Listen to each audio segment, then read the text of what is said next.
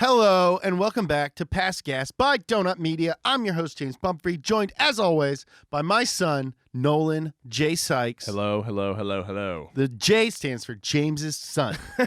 One word. Pass Gas is an automotive history podcast. Every week, Nolan and I are going to dive deep into the juiciest stories behind your favorite cars, automotive figures, race car drivers, race tracks, everything in between / betwixt. Yes, if you're already familiar with us at Donut, thank you so much for joining us. If you've never heard of Donut, we make car videos for the internet. Videos for the internet! If you like this podcast, you'll probably like our other stuff. You can find us on YouTube, Facebook, Instagram, and Twitter, too. Twitter, yes, Twitter. We are coming in to part 3 of Ford versus Ferrari. We're going to cover one of our favorite guys ever, one of the coolest dudes in car history. We've done a ton of videos about him, Mr.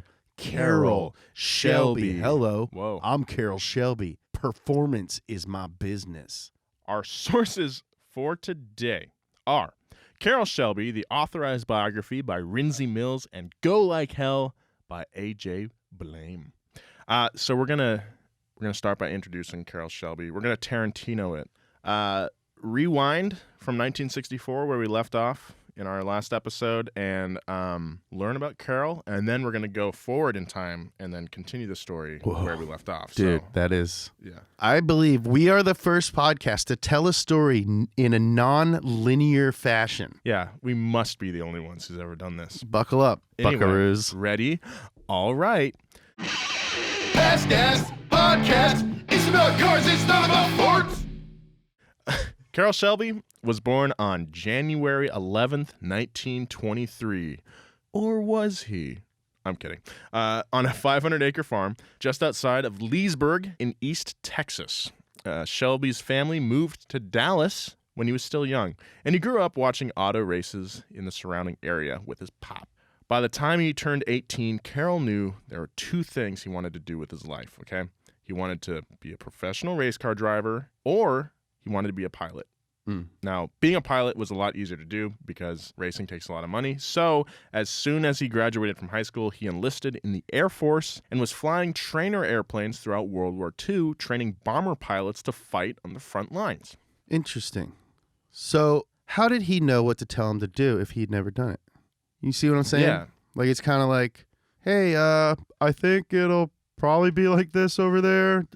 Probably, I'm assuming it'll be a little bit scarier, though. Yeah, because let's see here. So he was 18 in 1941. So he would be like 9. I mean, yeah, he had no experience doing this. Yeah. Can you imagine, like... He's just telling guys how to fly bombers. Yeah. Like, you show up and, I mean, to be fair, you're probably a 15-year-old kid at this point, like 16, 17. And you're like, all right, well, time to learn how to go get shot out of an airplane. And then, like, some 20-year-old guy is like, let me show you how. Yeah. Yeah, because he had to be trained by someone else, too. So, like, he got, I mean, at that time, bombing was still kind of in its infancy. Mm-hmm. They did it a little bit in World War I, but not nearly as much as they would in World War II. It's still, like, a new art form, I guess. So, like, I'm going to guess that Carroll was just winging it. Yeah, the art of bombing sounds like Emo Phillips's autobiography. Through his time in the Air Force, Shelby was up to all kinds of mischief, James. Dude, I know he was. Yeah, he once borrowed a trainer aircraft when the sergeant wasn't looking and used it to airdrop love letters onto the lawn of his girlfriend at the time. And yes, they did get married a few years later. That's very sweet. He soon had his first kid and left the service soon after VJ, or Victory Over Japan Day. After a few failed career choices such as trucking contractor and even an oil roughneck, Shelby decided to try something that an aptitude test he took years earlier told him that he would be perfect for, and that was raising animals, little chicky chickens. Mm-hmm. And he was apparently pretty good at it. That is at least until one day all of his chickens died of Newcastle disease and left him bankrupt. Naturally, I was pretty curious as to what Newcastle's disease is. It's a respiratory disease that affects farm fowl like chickens. It causes breathing problems, depression, and diarrhea. These symptoms can also be seen in humans when combining liquor and Taco Bell. Thank you.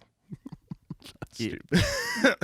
On the day Shelby went and found his chickens had died, he reacted to it in a very strange way. This story was passed on a folklore in the area, but Shelby himself said it was absolutely true. James?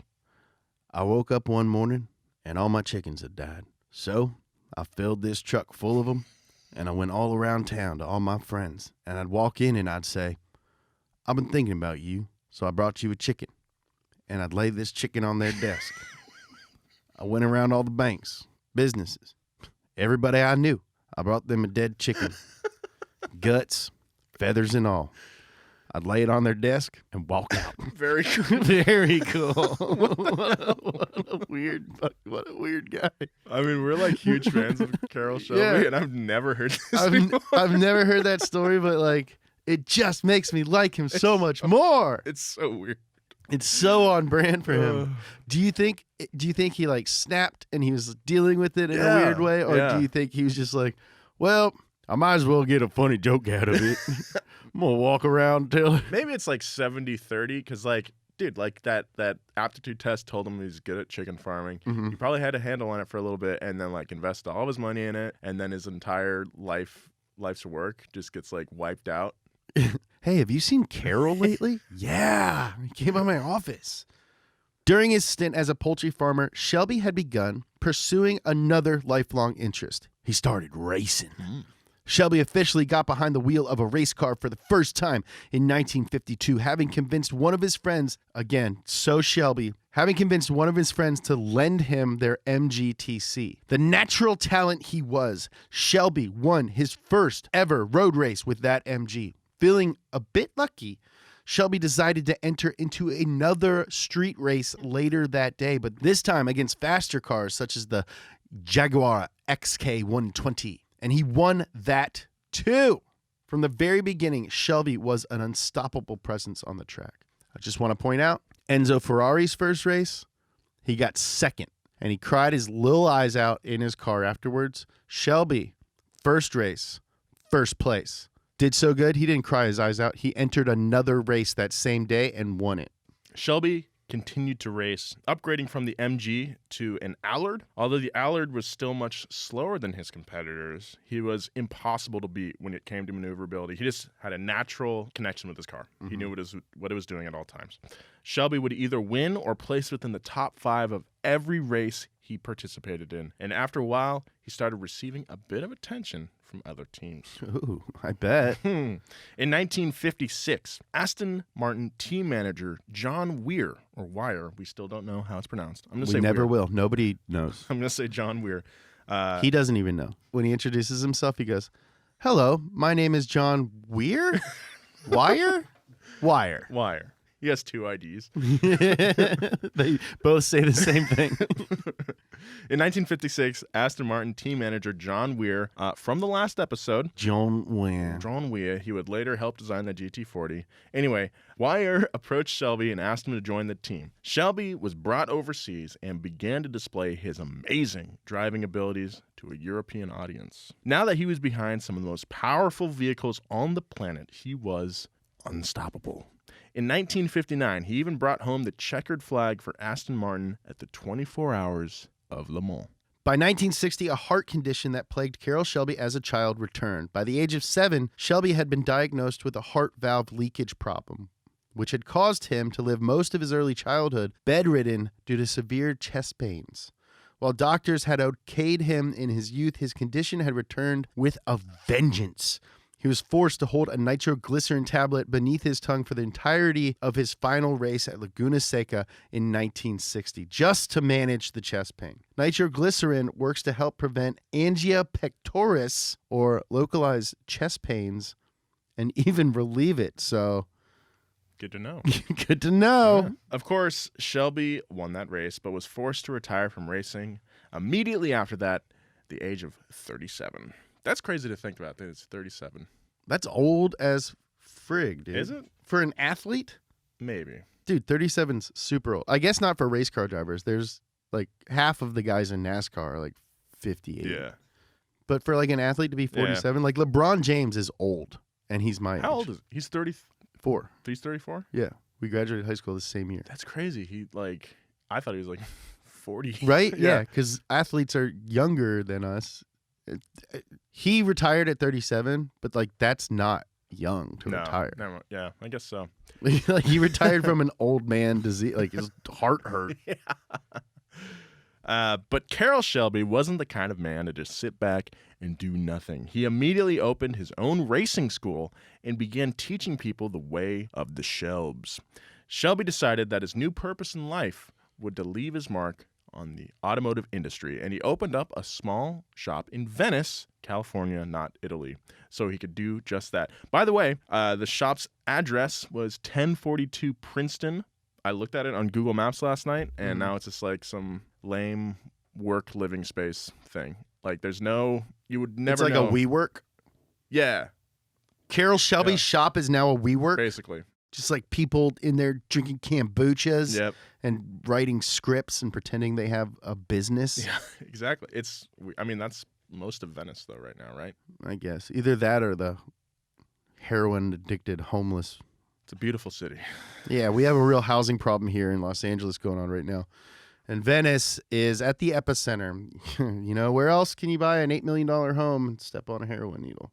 He dreamed of building a European sports car powered by an American V8. And lucky for him, AC Motors had just lost their engine supplier for the AC Ace Roadster, leaving a bunch of empty bodies just begging for a V8. Please give me a V8.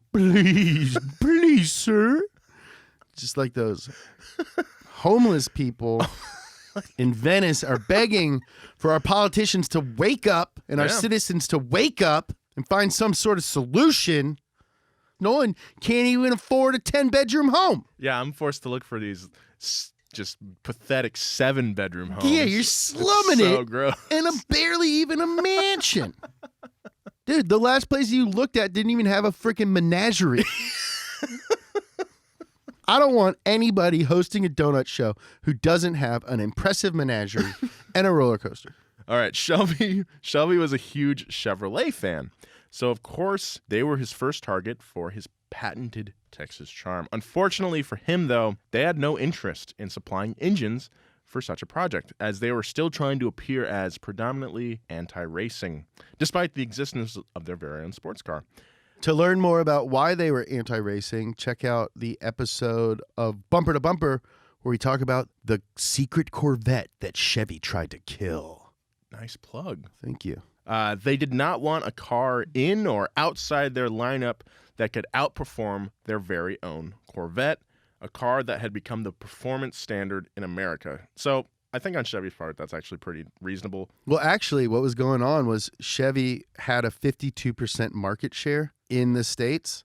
And if they reached 60%, then they would like violate antitrust laws and the American government would force them to like cut themselves up. So they were in this weird situation where they didn't want to get they didn't want to do any better because it would be worse for them. They were like just like riding this wave of, okay, perfect amount of success. Yeah. Chevy had been kicking ass and taking names with the Corvette and did not want to power a car that would make it obsolete. So Shelby went to the only other option he had, Chevy's biggest rival, the Ford Motor Company. Hank Deuce. After a bit of sweet talking and some batted eyelashes, Shelby convinced Ford to supply engines for the Roadster. The 4.3-liter small block V8 engine was immediately mated to a 4-speed transmission, and the first Shelby Cobra was born. Yes, James. What? Perfect instincts. I was going to ask you for sound effects. I didn't even have to ask. Race fans watched as the Ford-powered Cobra just freaking wiped the track, and Chevy's market share finally started falling. Shelby had done one thing that other companies had struggled to do. He built a car that could beat the Corvette. Oof. Yeah. Mm-hmm. But to Shelby, just beating Chevy would never be good enough. He wanted his car to be faster than anything else. And to do that, he hired a young engineer by the name of Pete Brock. Pete Brock looked at the Cobra and determined it needed a more aerodynamic design. If you're familiar with the Cobra, which you should be, it's got a giant mouth on the front, and that just traps a ton of air. While Shelby firmly believed that when it came to racing, horsepower was king, Pete Brock had a radically different approach. He believed that the best way to increase the on-track performance of the Cobra would be to redesign the body. Shelby wasn't on board with the more aerodynamic design, but he believed in the young Pete Brock. Hey, man, you got some crazy ideas, and honestly, I don't know if I'm on board with them, but I trust you. But if you screw this up, Pete, look at me, I will kill you. Uh-huh. So this design better work. Okay, boss. Shelby just walks away. And he's just like, he calls his mom. There was a lot to risk with this design. I'd say so. Yeah. And Shelby wanted to make sure it was done right. So he provided Brock with a friendly reminder that if the new design didn't outperform the Cobra, then he would receive a promotion from engineer to customer at Shelby American. Not really a promotion. No, that's a demotion. Yeah.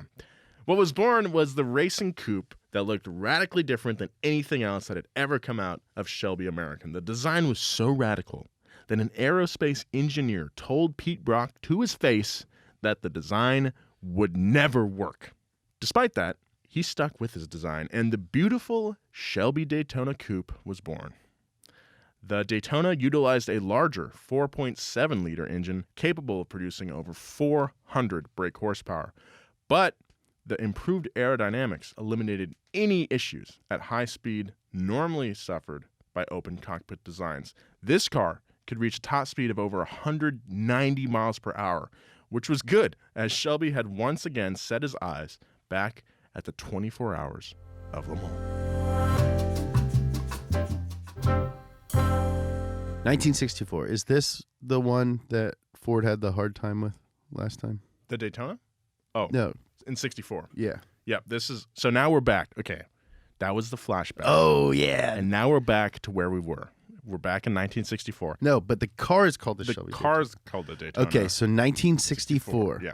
Goofus has already wrecked 2 of those Ford GTs with the chocolate all over his hands. Mm-hmm. But so Ford is having a tough time. This is like their zealous year. Hank Yeah. Deuce is just throwing money at all the problems.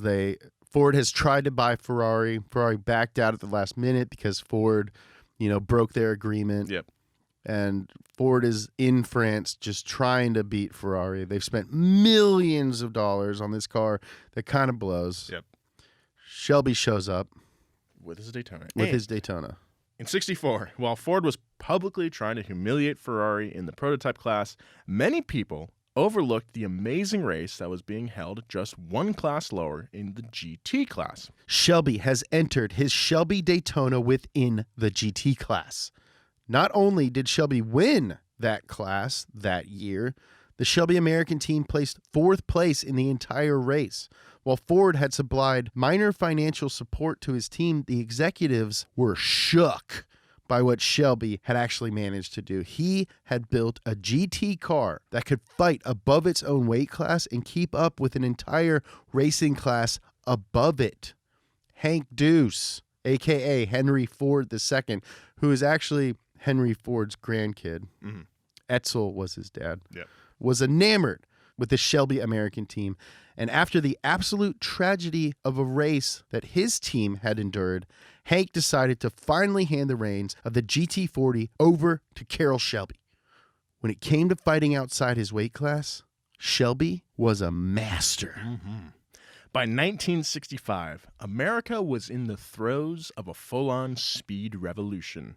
Children had begun to rebel against their parents. Yeah. Deciding they did not want to live their parents' lives. I don't want your life. Instead of choosing a repressed 1950s era lifestyle, people longed for a sense of independence and freedom. Having a repressed 1950s lifestyle may have been the opportunity of your lifetime, but I don't want your life. And car I don't want your life. And car manufacturers were fully taking advantage of this popular social movement by building muscle cars specifically tailored to fill those needs. Yeah. As A.J. Blame puts it, speed was nothing but sex. And it was true. Yeah, true words have never been spoken. Whenever I do speed, all I want to do is have sex. And whenever I have sex, it's really fast. Like the Marlboro Man of the past, racing had become the personification of manhood, and its popularity was soaring through the roof. Over 5 million people went to view live. 50 million. Whoa. Yeah. That's 10 times as many as I originally said. Over 50 million people went to view live races in 1964. To put that into perspective, last year in America, the number of people who went to a live NASCAR race or IndyCar combined, 7 Wow. people. It's true. People, go to your racetracks. Yeah, go to your racetracks. Support racing. You think you're a car dude? Go watch racing.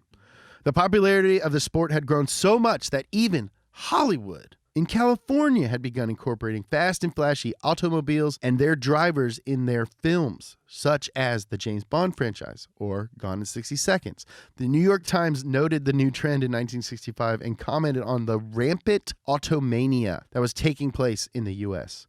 Never before has a romance between man and machine blazed so strong, wrote a Los Angeles Times columnist. Ford was no stranger to capitalizing on this trend. In a shareholders meeting, Henry Ford II announced that The company is now enjoying the most successful operations in its long history, don't you know? they had reached an all-time sales record of $9.67 billion worldwide and had a record profit of $505 million, all while employing nearly 337,000 people. The Mustang was on its way to becoming the best-selling launch vehicle of all time, and Ford Car and Truck Division Vice President Lee Iacocca knew he wanted the Mustang to become the consumer performance icon of the Ford lineup. And he knew there's no better way to cement that image, James, than sell a race package designed by Carroll Shelby himself.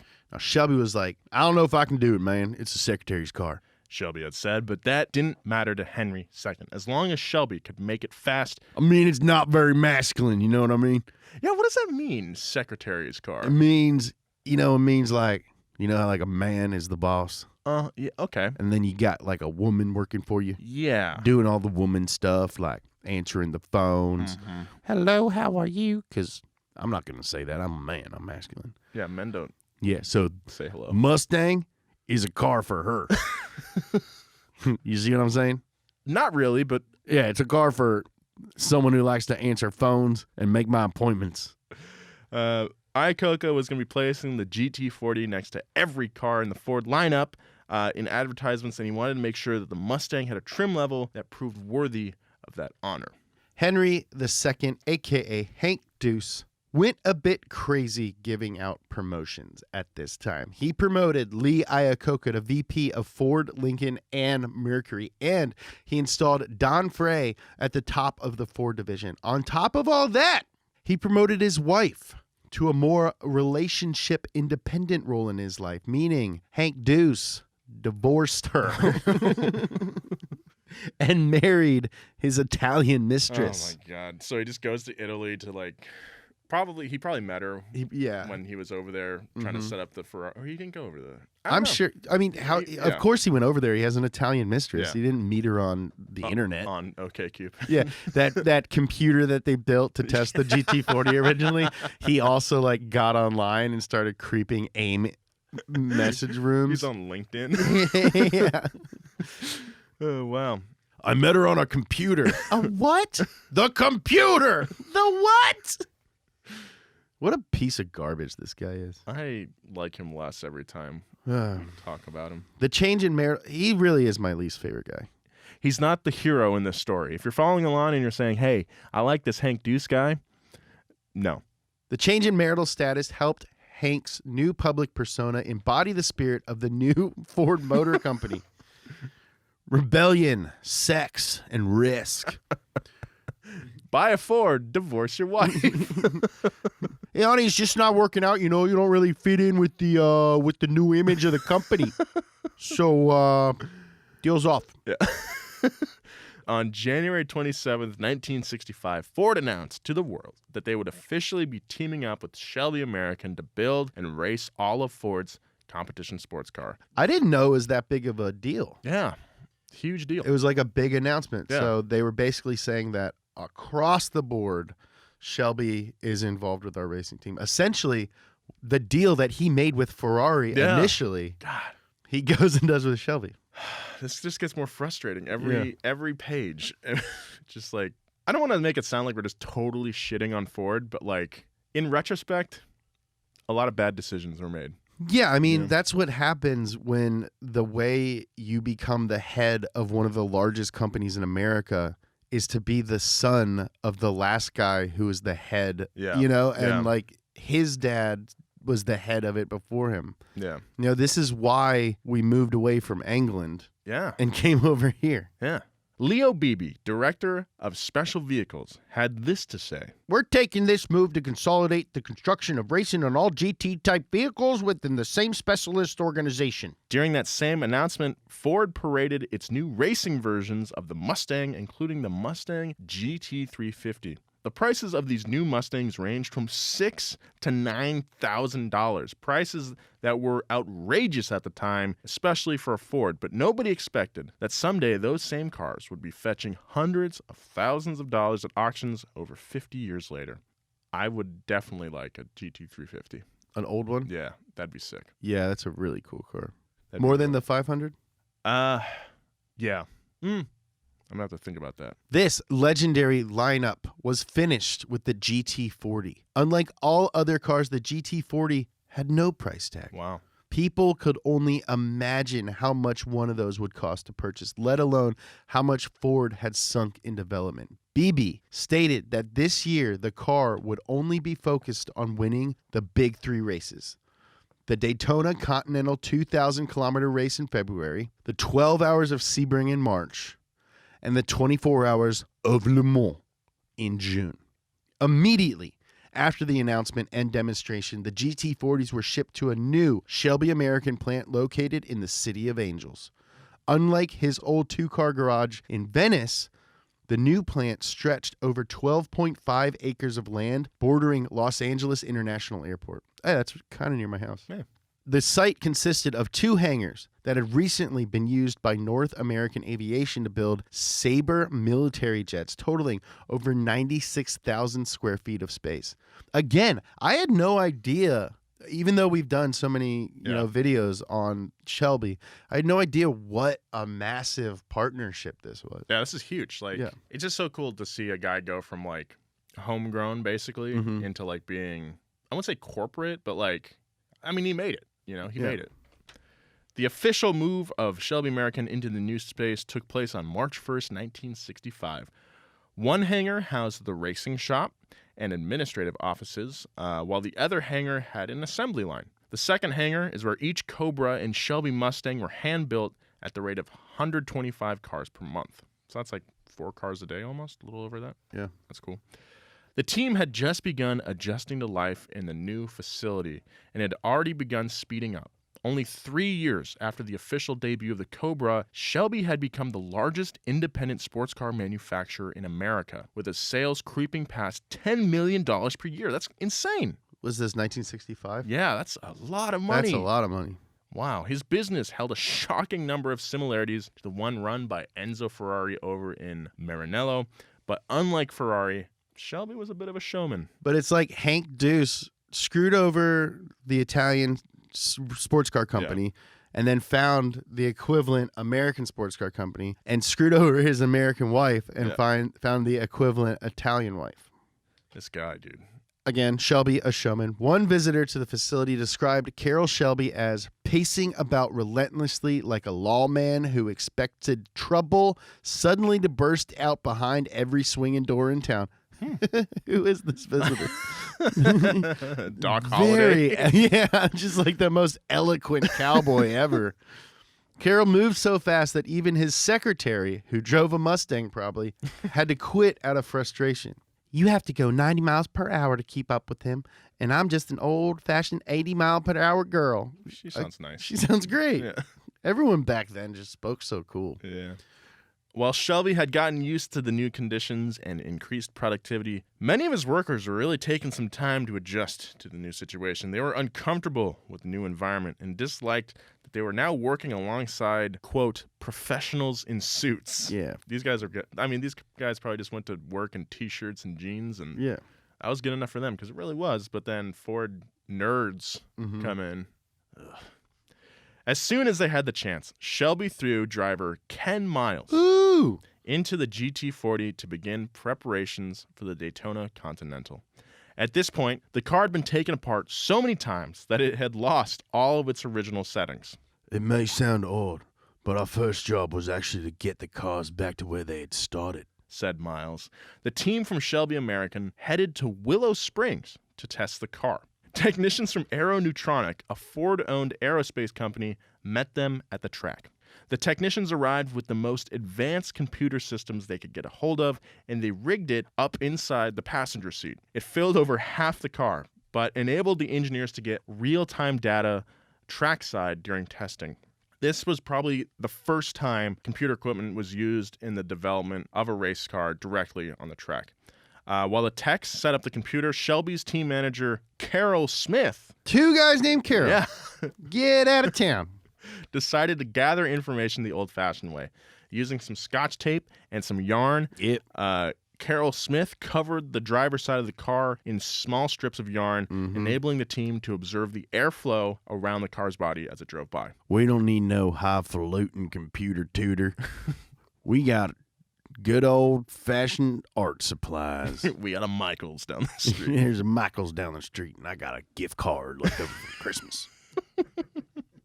Throughout all the testing, it was discovered that at least 76 horsepower was being lost due to inefficient air ducting. They also ditched the wire spoke wheels. They traded them out for mag wheels, which saved about 30 pounds of rotating mass, which is a lot. And they also fitted wider tires on the rear to prevent wheel spin. Engineers were working day in and day out to make a car that could truly stand up against the Ferraris at Le Mans. In fact, Shelby's team frequently took amphetamines to fuel frequent all-night work sessions getting the car ready. Don't do drugs, but tight. These dudes are just like, dude, what if I think maybe we should put more yarn on it? Yeah, more yarn. It's Make crazy. the tires wider and freaking. We should go to brunch tomorrow. It's always We just gotta go to brunch. Throughout all of his testing, Shelby American held a strict closed-door policy, which was a stark contrast to that of his Venice shop. While at his Venice shop, people were, encouraged to come in. Yeah, just hang out, man. Yeah, dude, it's freaking the beach, dude. We're just building race cars over here, dude. That's pretty chill, dude. Yeah, dude, that's so chill. It's so cool. It is really cool every time I'm reminded that his first shop was in Venice Beach. It's Yeah. That's so cool. It was, dude. Just like right on the beach. But at the new facility, it wasn't as chill because Ford put armed guards at multiple levels and had constant surveillance going on all the time. It was a virtual police state. It's crazy. You could not enter the facility without permission. Hey, can I come in? No. Damn it. While we've mentioned his name before, we haven't really explained who Ken Miles is yet. Prior to joining the Shelby American team in early 1963, Ken Miles had achieved an almost cult-like status in Southern California sports car scene. Just like us. Yeah. Just like you and me. Yeah, we're Ken Miles. We're like basically Ken Miles. the Ken Miles of media. He was known for his delicate touch and lightning-fast reactions. And he even opened his own small tuning shop off the Hollywood Highway, a.k.a. the 101, for all you L.A. listeners. Where you grew up, in Kentucky, do people put the in front of highways? Nope. Take 64. You take 95. Do you say the now? I say the 101, but I don't say the PCH. I say PCH. Do you say the PCH? I say the in front of everything. In front of everything. Yeah, like The banana. the banana. No, but I don't know. You do call yourself the Nolan yeah, Sykes. I do. The Nolan Sykes. I love when people do that on like social media. Like they put the Nolan J. Sykes as like their Instagram. Well, it's because they slept on it Yeah. and they don't have it anymore. So dumb. Ken Miles spent his day tinkering on about any cool car he could get his hands on, and of course, racing them on the side. Despite his successful career as a private driver, he was never offered to drive in Formula One. Somehow, the entire world of elite international racing had managed to pass him by, but when it came down to it, he had what it took to compete with the best. Ken was built of tougher stuff that only a few of his colleagues were actually old enough and experienced enough to understand. He had lived through World War II, and unlike Shelby, he had served on the front lines. He'd served as a tank driver in the British Army and participated in recon and recovery missions, meaning like he would go into hot zones and rescue people. Yeah, or With a tank. Yeah. That's sick. Get in, mate.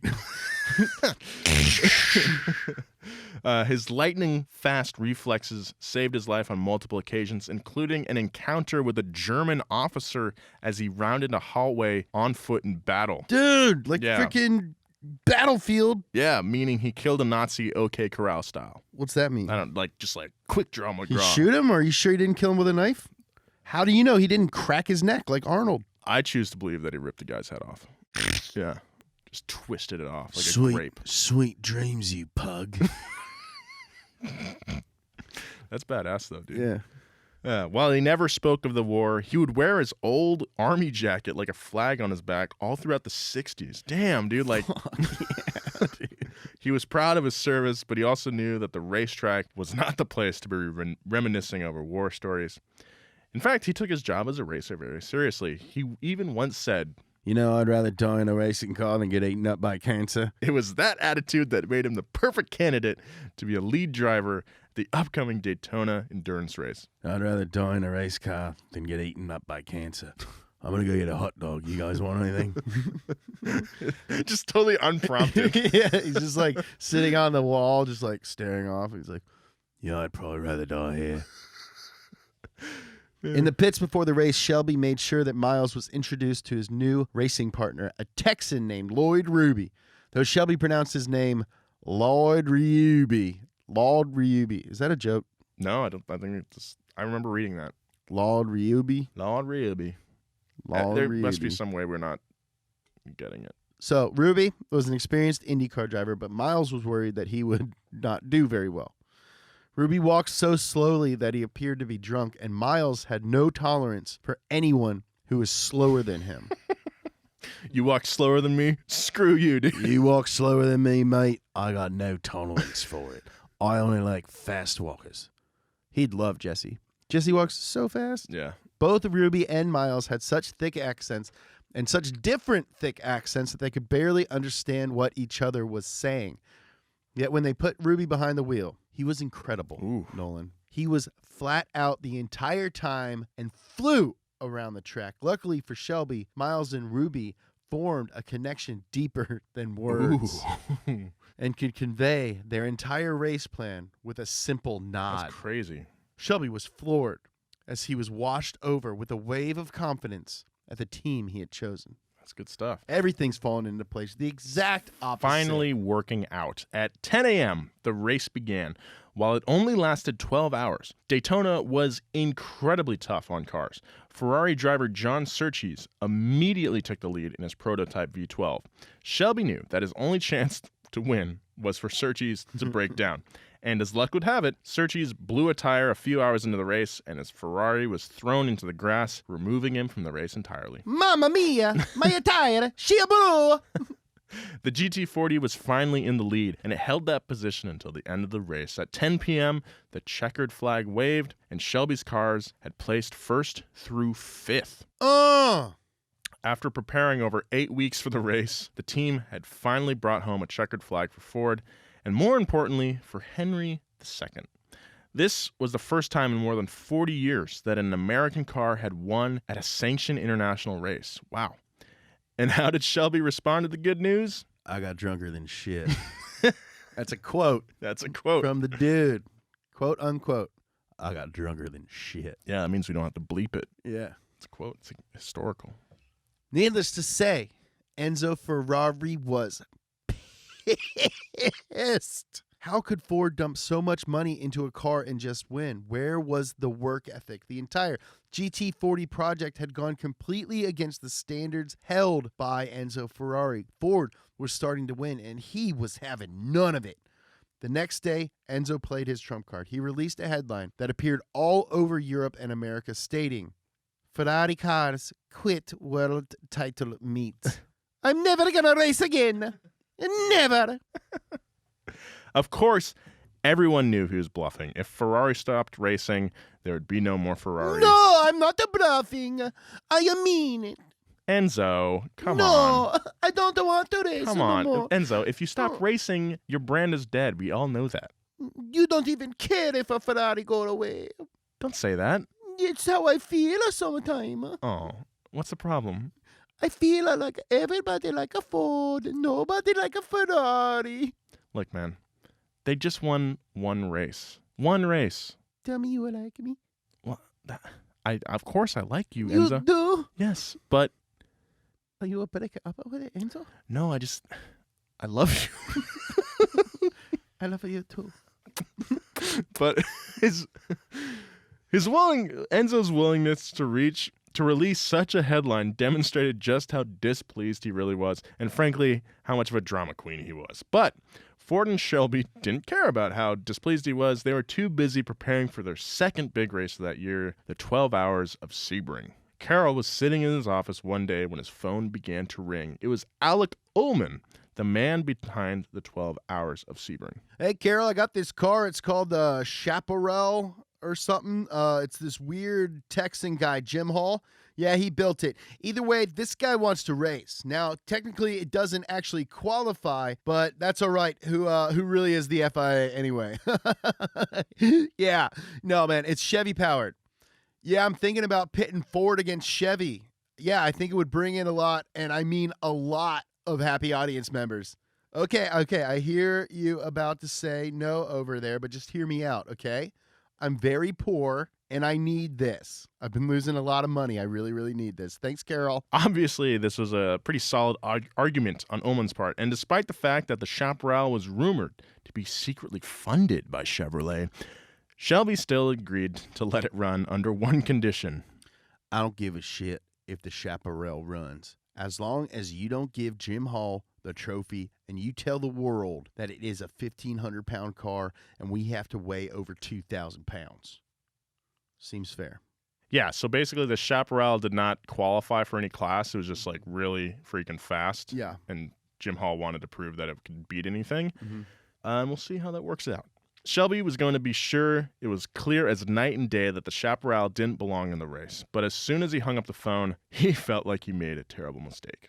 Ferrari, of course, pulled out of the 12 Hours of Sebring as soon as they heard that the Chaparral was going to run. Oh, no, this car is no fair. Enzo was not going to let some unknown hick from the sticks, a second hick from the sticks, embarrass his company with a car that looked like it had a butter knife strapped to the top.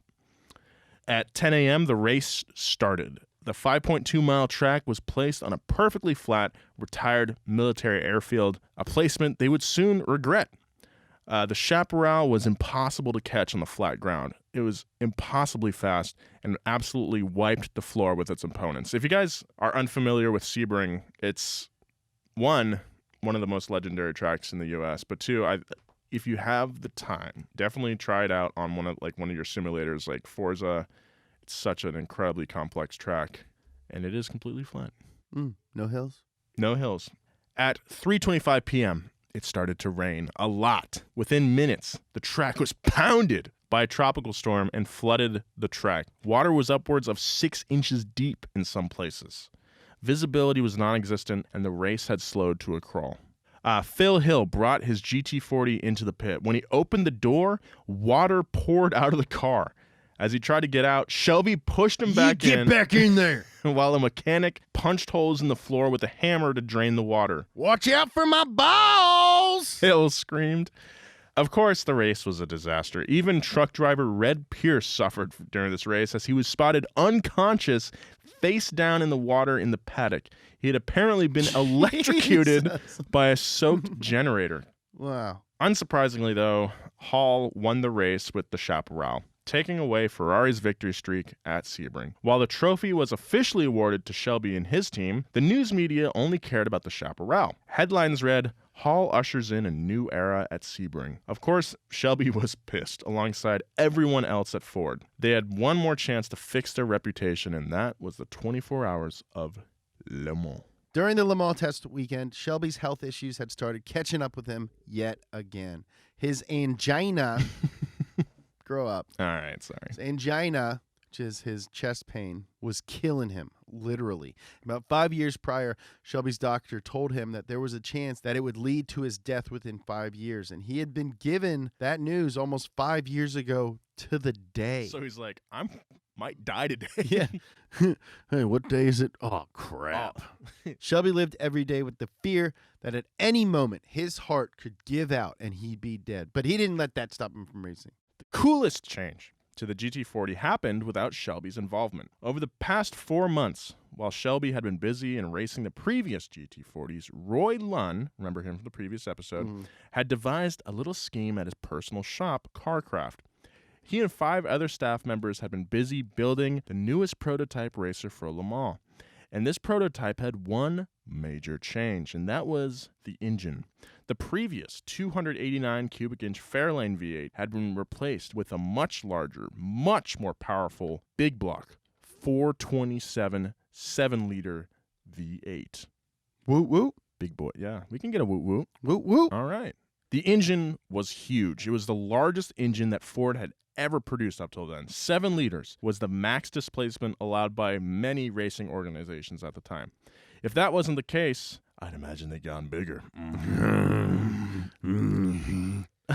Of course, a bigger engine required bigger exhaust, and the new exhaust stuck out of the rear of the car like cannons.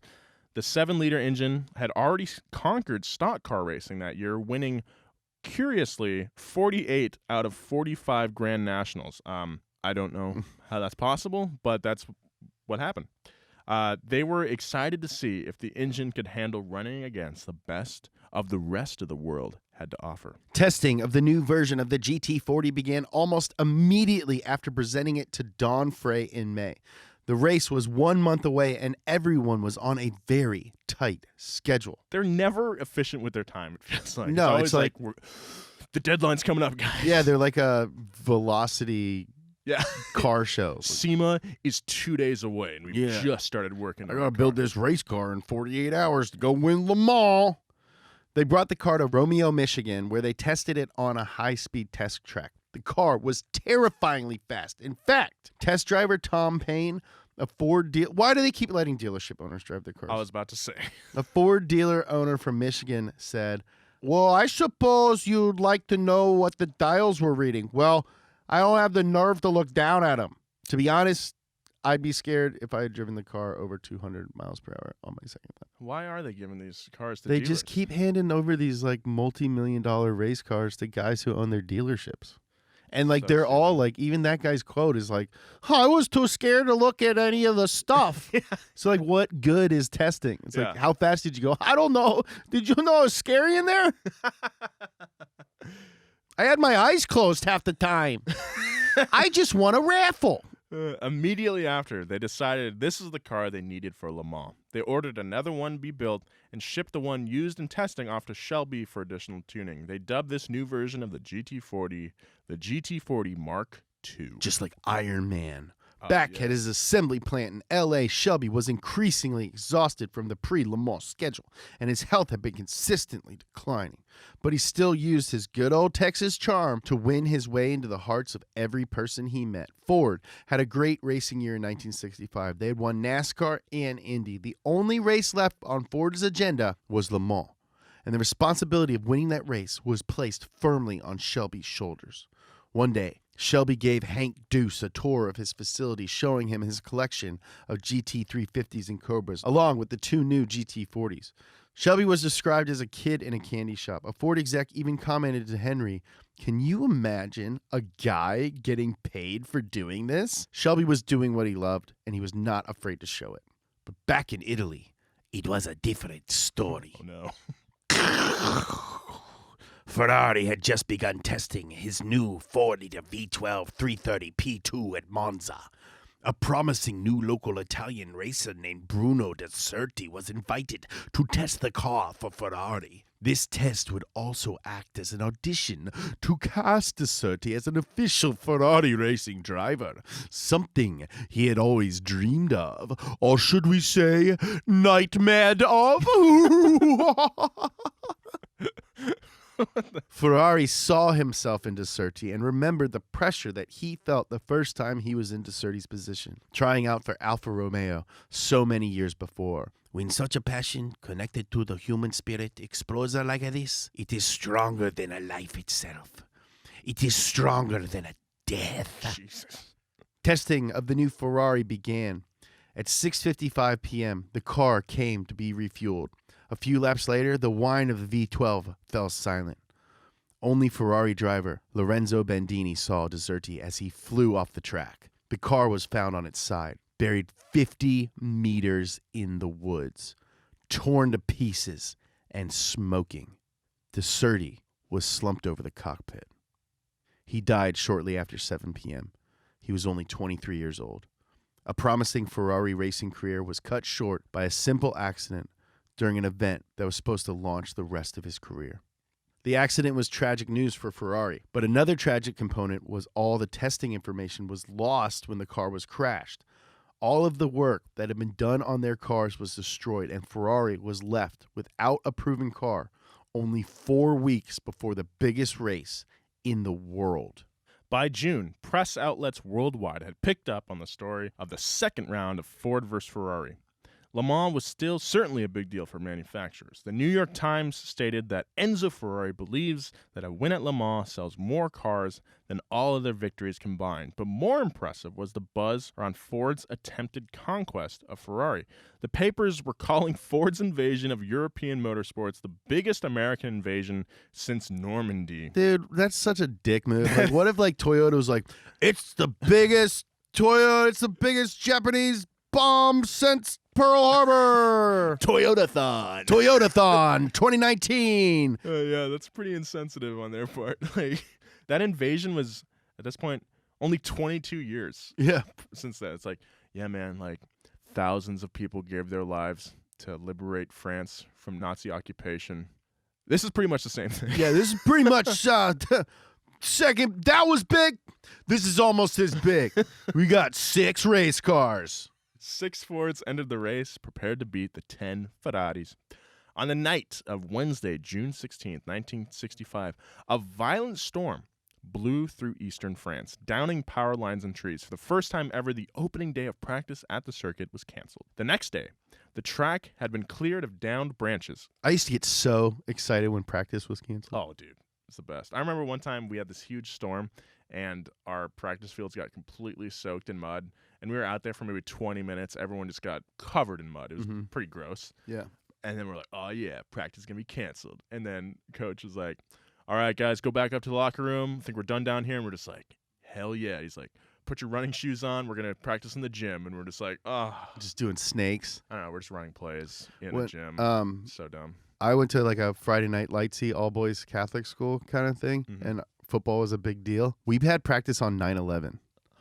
And I remember we were like, well, certainly we won't have football practice. And everyone was like, yeah, we're having football practice. We were like, what? And I remember the coach, this dude, Coach Beatty, he's still the coach there. He was like, they don't want us to have practice today. They don't want us to beat Ballard on Friday night. I was just like, can I please go home and talk to my family about this? The next day, the track had been cleared of downed branches, though the ground was still wet. Interesting. Surtees knew it wouldn't be easy to beat Ford this year. Ford had a world-class lineup of drivers, many of whom he had raced against in F1. He knew from experience that they were fierce competitors. Surtees showed up ready to race and set a new mark on his first day of testing.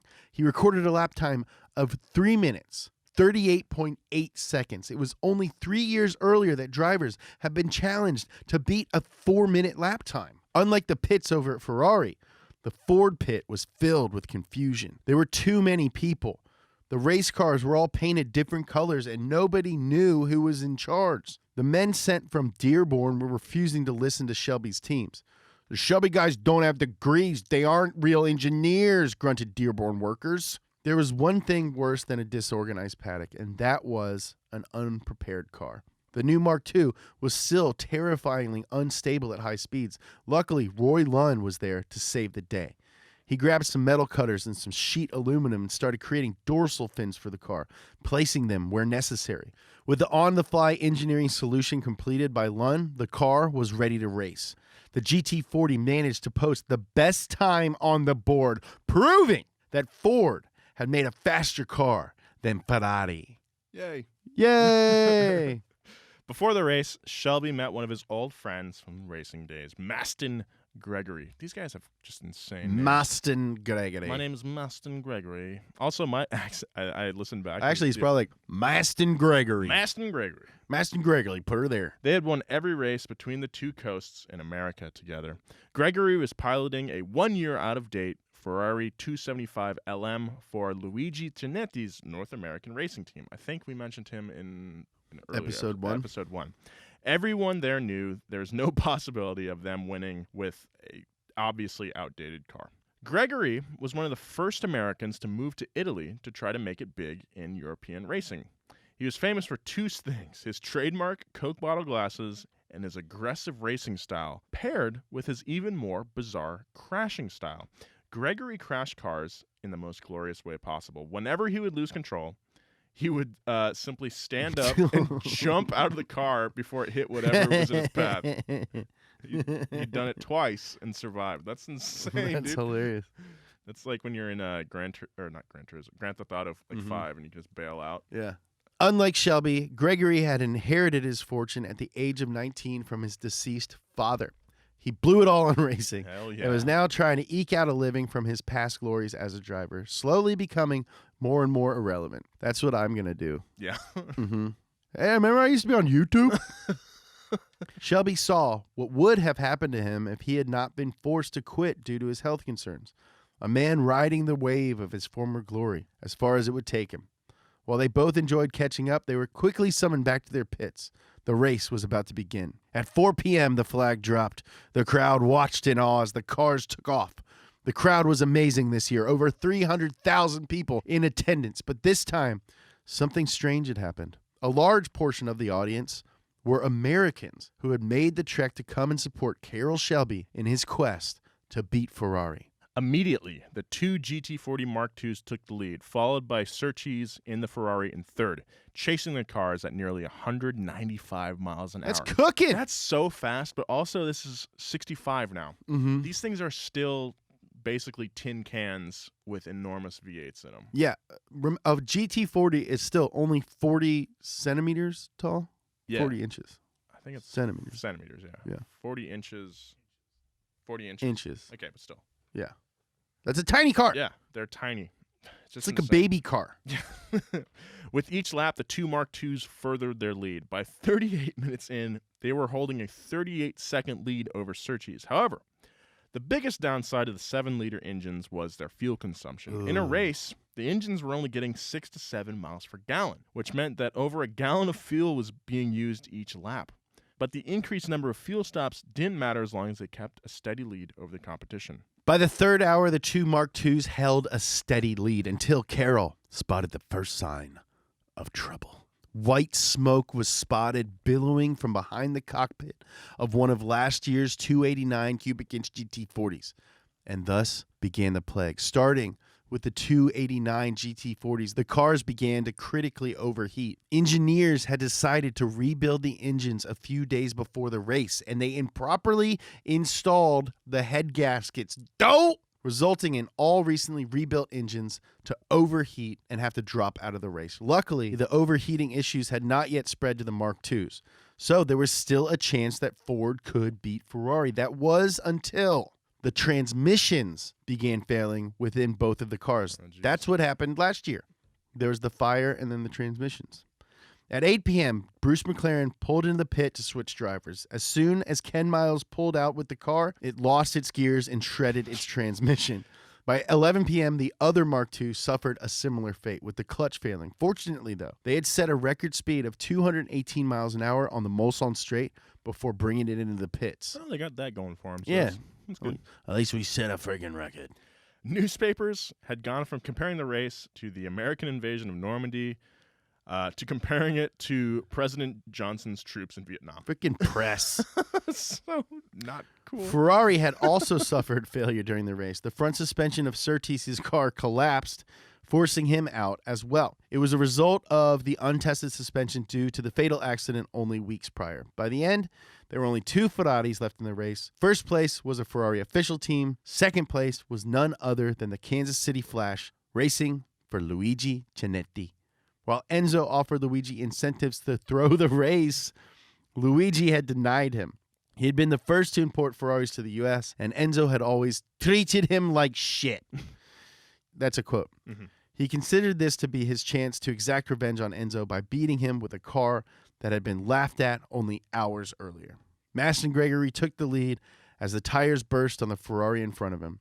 He was miles in the lead, and all he had to do was finish, and he did. That's crazy. An American team had won Le Mans for the first time in history, but unlike how Ford anticipated it, they won using a Ferrari.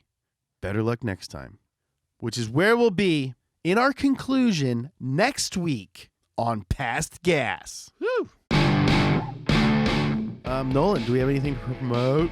Check out High Low on Facebook Watch. It's a really sick show. I assume we had a lot of fun making it. Check out our other shows on the YouTubes. Nolan's got one called Wheelhouse. I got one called Bumper to Bumper. I got one called Up to Speed. Check out our Instagram at Donut Media. Follow Nolan at Nolan J. Sykes. Follow you. me at James Pumphrey. You want some cool donut merch? Let all your friends know that you like cars and or pastries. Go to donutmedia.com, sign up for our newsletter to get 10% off your first order and be the first to know about all drops. Oh, you want to work for Donut? Go to donutmedia.com as well. There's now a page where you can submit to be a host of Donut. Really? Yeah. It's going to be lit. We're building an empire. All right, bye. You don't even care if a Ferrari go away. Don't say that. It's how I feel sometimes. Oh, what's the problem? I feel like everybody like a Ford, nobody like a Ferrari. They just won one race. Are you a predicate? I thought, Enzo? No, I love you.